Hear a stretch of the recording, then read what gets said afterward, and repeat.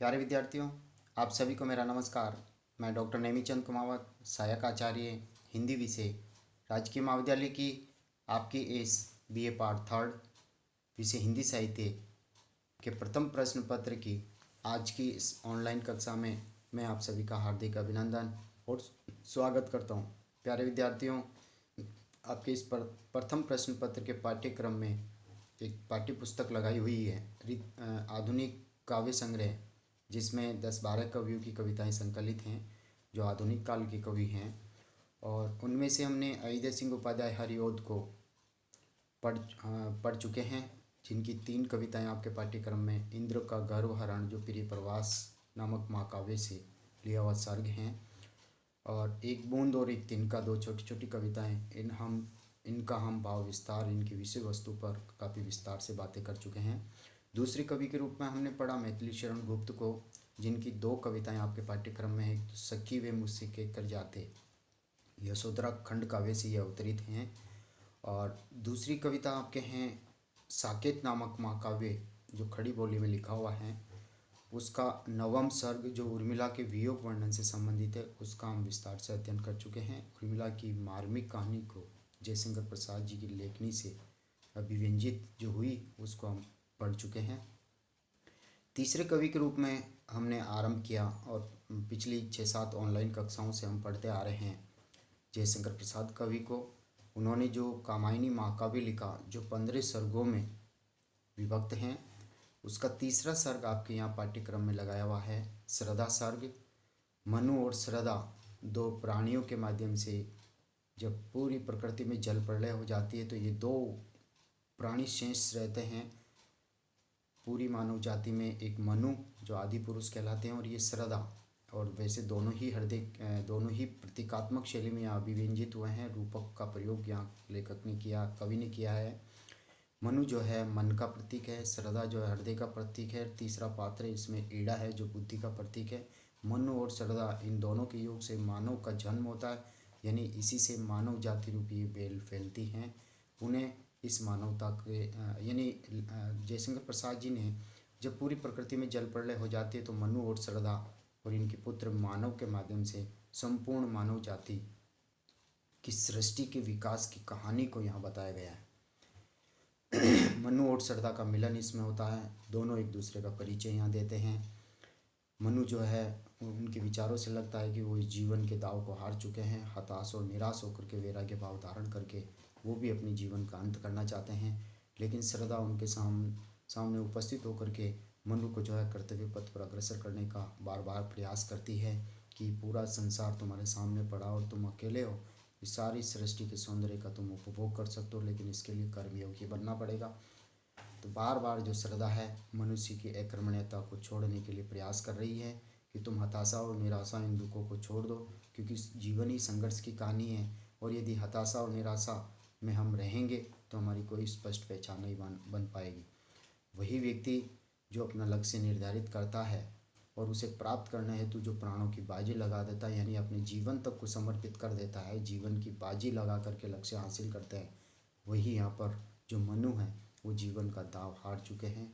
जीवन संघर्ष को देख करके, इसमें मिलने वाले दुख, हताशा, निराशा और असफलताओं को देख करके वो जीवन जीना ही नहीं चाहते। जिजीविषा उनकी मर चुकी है। लेकिन श्रद्धा बार बार मनु का उत्साहवर्धन करती हैं, उसके हृदय में जो भावनाएं, निराशाग्रस्त जो भावनाएं हैं, उनको हटाने का प्रयास करती है। और श्रद्धा जो है वो इन अंतिम पंक्तियों में वो ये कहती है, यहाँ जो हाल ही की जो ऑनलाइन कक्षा हुई थी उसकी अंतिम लाइनें ये थी, दब रहे हो अपने ही बोझ, खोजते भी नहीं कहीं अवलंब। अर्थात तुम अपने ही दुखों से दबे जा रहे हो, कहीं किसी का जीने का सहारा तक भी नहीं तुम ढूंढ रहे हो। तुम्हारा सहचर बनकर क्या न उरीण हूँ मैं बिना विलंब, अर्थात मैं भी तुम्हारी जीवन संगिनी बन करके, एक स्त्री का जो जीवन है एक पुरुष के बिना अधूरा है, और पुरुष का जीवन भी बिना स्त्री के अधूरा है। और हे मनु, तुम बार बार ये कह रहे हो कि मैं एक अकेला रह करके ही यज्ञ कर सकता हूँ, हवन कर सकता हूँ, तपस्या कर सकता हूँ, लेकिन यह असंभव है, क्योंकि धार्मिक कार्य, यज्ञ, हवन आदि बिना जीवन संगिनी के नहीं हो सकता। उसमें तुम्हें सफलता नहीं मिलेगी, तुम्हारा कार्य आधा अधूरा ही रहेगा। इसलिए तुम स्वयं का आत्म विकास करना चाहते हो तो मुझे जीवन संगिनी स्वीकार करो, तभी तुम एक तरह से इस प्रकृति पर, जड़ प्रकृति पर जो सौंदर्य व्याप्त है, उन सभी का तुम वास्तविक रूप से आनंद प्राप्त कर सकते हो। और भोग करोगे, प्राकृतिक सौंदर्य का भोग करोगे तो उसके लिए कर्म करना पड़ेगा, तुम्हें पुरुषार्थी बनना पड़ेगा। इसके आगे हम यहाँ से पढ़ रहे हैं अभी। और श्रद्धा जो है अपने आप को समर्पित कर रही है मनु के ऊपर, कि मनु के प्रति समर्पित कर रही है कि मैं तुम्हारी जीवन संगिनी अपने आप को स्वीकार करती हूँ, तुम्हें जीवन साथी स्वीकार करती हूँ, और तुम मुझे जीवन संगिनी के रूप में स्वीकार करो। समर्पण लो, मैं पूर्ण समर्पित हो जाऊंगी तुम्हारे प्रति। सेवा का सार लो, मैं तुम्हारी सेवा करूंगी। सजल संस्कृति का यह पतवार, अर्थात मेरा जो जीवन है, ये संसार रूपी सागर में, ये जो संसार रूपी सागर है उसको पार करने के लिए मैं तुम्हारे लिए एक नाव बनती हूँ। मेरा सहारा पा करके तुम इस जीवन को सफल बना सकते हो। इस संसार रूपी सागर को, इस श्रद्धा के जीवन रूपी पतवार में बैठ करके इसके सहारे से तुम इस संसार सागर की, यानी अपनी नैया को पार कर सकते हो। आज से ये जीवन उत्सर्ग, अर्थात मैं आज से ये अपने जीवन को दान करती हूँ, समर्पित करती हूँ तुम्हारे प्रति। इसी पद तल में विगत विकार, यानी बीते हुए दुखों को हम भुला करके, अतीत को भुला करके तुम्हारे पद तल में, यानी तुम्हारे चरणों में मैं आज अपने जीवन को समर्पित करती हूँ। तुम्हारे मन में जैसा आए उसी तरह से तुम इस जीवन का सदुपयोग कर सकते हो। यानी मैं तुम्हारी जीवन सहयोगिनी बन करके तुम्हारे कर्तव्य पथ पर मैं तुम्हारे सदैव साथ खड़ी रहूँगी। दया माया ममता लो आज, मधुरिमा लो अगाध विश्वास, हमारा हृदय रत्न निधि स्वच्छ तुम्हारे लिए खुला है पास। यानी स्त्री जो है वो न केवल बाहर से कोमल और सुंदर होती है, बल्कि उसका हृदय भी कोमल भावनाओं से, मंगल भावनाओं से भरा होता है। मंगल भावनाओं का खजाना या भंडार उनके, उस स्त्री के हृदय को कह सकते हैं हम, जिसमें दया माया ममता जैसे भी रत्न मनुष्य को चाहिए, जैसे भी शुभ भाव चाहिए, वो सारे के सारे भाव, जैसे मधुरिमा, मिठास, मधुरता, यदि स्त्री के हृदय से चाहिए तो मनु जितना चाहे उतना ले सकता है। अगाध विश्वास और अडिग विश्वास, श्रद्धा पूर्ण विश्वास मनु के प्रति समर्पित कर रही है। और मिठास जो उसके जीवन का अनमोल खजाना है, सारे ही इन शुभ भावों का खजाना खोल करके, यहाँ का नीचे लिखा पंक्ति में, हमारे हृदय रत्न निधि, अर्थात हमारा जो हृदय है रत्नों का सागर है, रत्नों का खजाना है, ये हमने खोल करके आज आपके प्रति समर्पित कर दिया है। तुम अपने कल्याण के लिए अपने कर्तव्य पथ पर इन अमूल्य रत्नों में से जो जो रत्न चाहिए वो तुम स्वच्छंद होकर के इनका उपभोग कर सकते हो, इन्हें ले सकते हो, इनके सहयोग से अपने इस संसार सागर को पार कर सकते हो, कर्तव्य पथ पर आगे बढ़ सकते हो, पुरुषार्थ करके इस जीवन का आनंद ले सकते हो।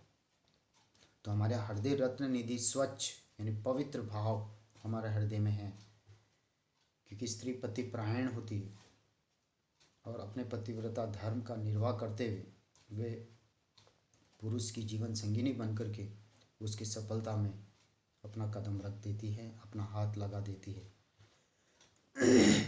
बनो संस्कृति के मूल रहस्य, तुम्ही से फैलेगी वह बैल, यानी श्रद्धा यहाँ मनुष्य कह रही है कि तुम इस संसार जिसमें तुम एक आदि पुरुष मात्र बचे हो, सारी सृष्टि में जल प्रलय होने के उपरांत तुम एक आदि मानव के रूप में शेष हो।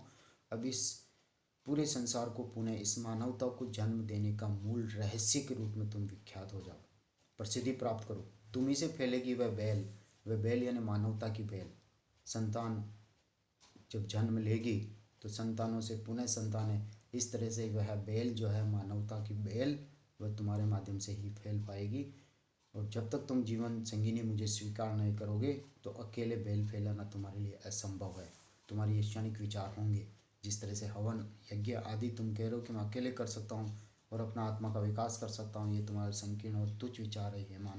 हे मनु, मैं अपने आप को समर्पित करती हूँ और इस मानवता के विकास का मूल रहस्य तुम बन करके उस मानवता की बैल को तुम अब फैलाओ।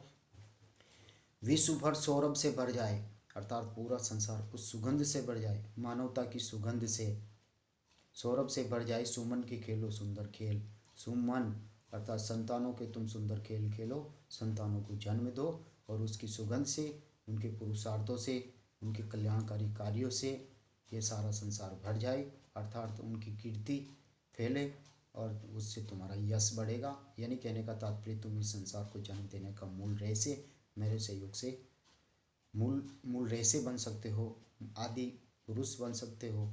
मेरा सहयोग पा करके मैं अपने आप को जीवन संगिनी के रूप में आज तुम्हारे समक्ष समर्पित करती हूँ और हमारा हृदय रत्न, ये हृदय में जो छिपे हुए शुभ भाव, कल्याणकारी भाव जो तुम्हारा कल्याण चाहेंगे, मैं खोल करके तुम्हारे समक्ष रखती हूँ। तुम स्वच्छंद होकर के उन भावों का उपभोग कर सकते हो, उन रत्नों का उपभोग कर सकते हो।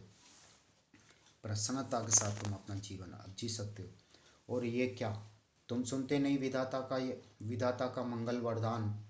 अर्थात मनु बार बार हताश और निराश हो रहे हैं। एक तरह से वो जीवन का दाव जो है पूरी तरह से जैसे भूल ही गए हों, लेकिन श्रद्धा उन्हें बार बार समझाने की कोशिश कर रही है। उसके हताशा को, निराशा को तोड़ने की कोशिश कर रही है कि कैसे करके तुम कर्मयोगी बनो।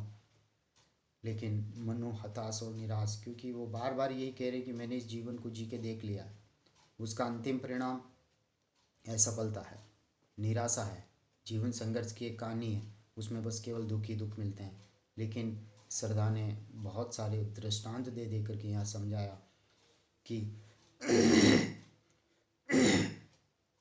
दुख की पिछली रजनी बीच विकसता सुख का नवल प्रभात जैसी पंक्तियाँ यहाँ जयशंकर प्रसाद जी ने मानव को निराशामय स्थिति से बाहर निकालने के लिए प्रकृति के दृष्टांत दिए हैं कि प्रकृति जिस तरह से परिवर्तन चाहती है, बासी फूल उसके सौंदर्य को नहीं बढ़ा सकते हैं, उसी तरह से ताज़ा फूल जब आएंगे प्रकृति में तभी उसके सौंदर्य का निखार होगा। इसलिए हे मानव, तुम्हें भी ये पुराना आवरण त्यागना होगा। प्रकृति जिस तरह से पतझड़ के रूप में पत्ते गिरा करके नया श्रृंगार करती है अपना, उसी तरह से तुम्हें भी अपने तुच्छ और क्षणिक विचारों को त्यागना होगा, कर्मयोगी बनना होगा।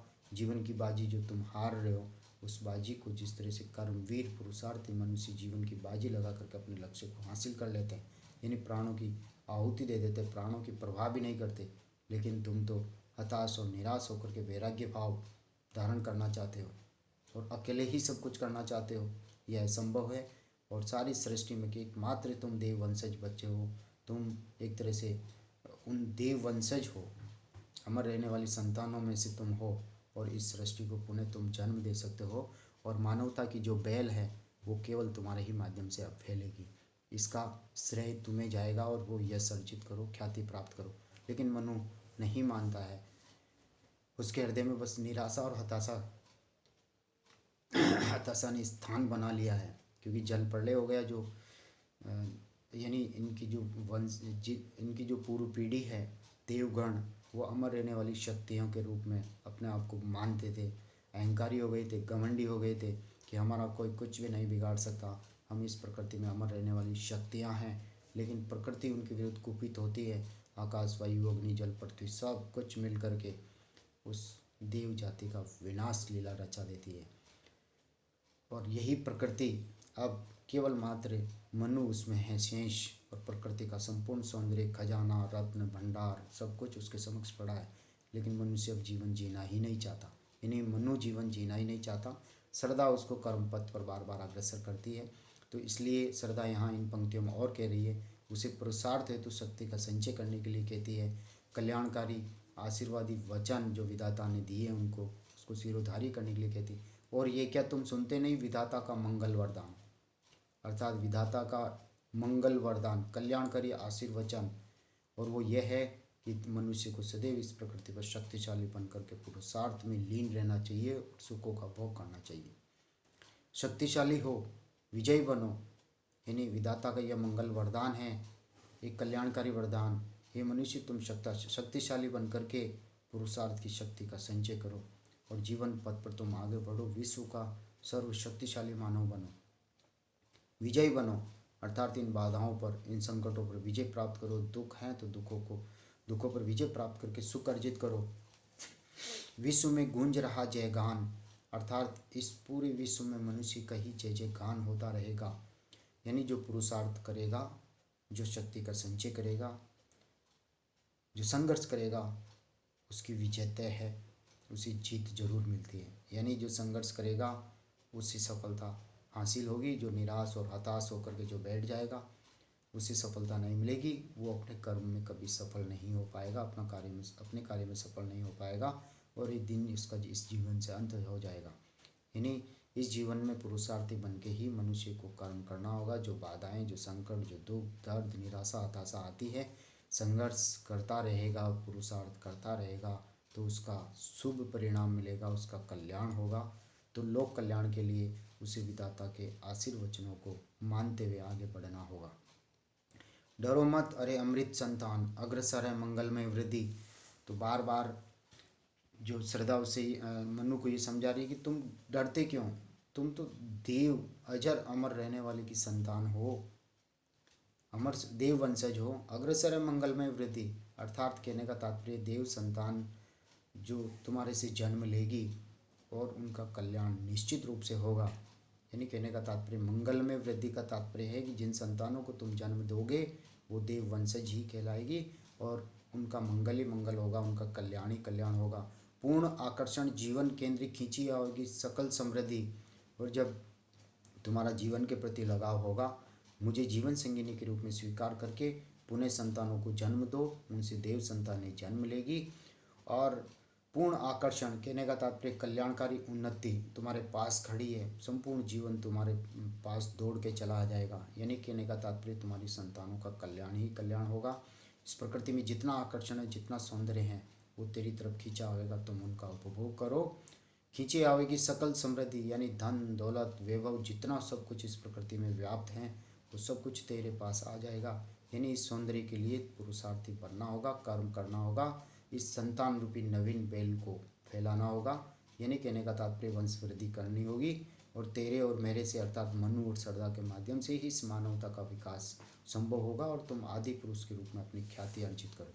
तो प्यारे विद्यार्थियों, आज की इस ऑनलाइन कक्षा को हम यहीं समाप्त करते हैं। अगली जो ऑनलाइन कक्षा होगी वो इस चैप्टर की अंतिम ऑनलाइन कक्षा होगी। तब तक के लिए धन्यवाद। जय हिंद।